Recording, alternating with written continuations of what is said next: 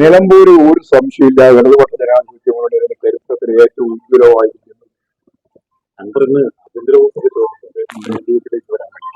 ആഭ്യന്തര വകുപ്പ് വരാം എന്നാണ് ഇപ്പൊ പറഞ്ഞിരിക്കുന്നത്.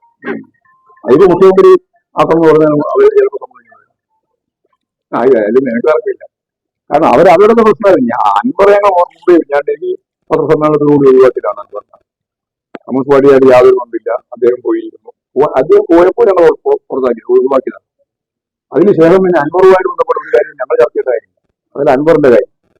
പിന്നെ അൻവർ പറയുന്ന കാര്യത്തെ സംബന്ധിച്ചിടത്തോളം പരിഹരിക്കാറുണ്ട്.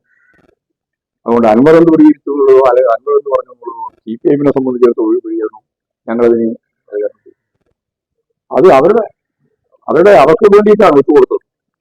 UDFിന് വേണ്ടി വിട്ടുകൊടുത്തതാണ്. അത് ഞാൻ പറഞ്ഞത് യുവദാസിന്റെ റോളാണ് നിശ്ചയിച്ചിട്ടുള്ളത്. അത് UDFിന് വേണ്ടിയിട്ടാണ്.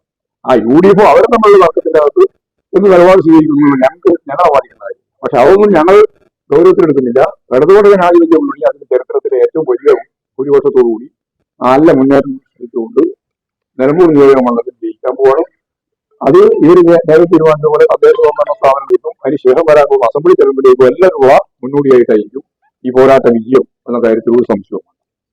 +2 കഴിഞ്ഞു, ഇനി എന്ത്? മാസം 1 ലക്ഷം രൂപ സ്റ്റൈഫൻഡോട് കൂടെ സൗജന്യമായി നഴ്സിംഗ് പഠിച്ചാലോ? അതും ജർമ്മനിയിൽ. +2 ഏത് ഗ്രൂപ്പ് പഠിച്ചവർക്കും ഇനി പഠിക്കാം, പറക്കാം. കൂടുതൽ വിവരങ്ങൾക്ക് യൂറോലീപ് immigration consultancy, German language institute, Kannur, Thrissur and Kollam. Phone 7356 958 784 9400 100 499.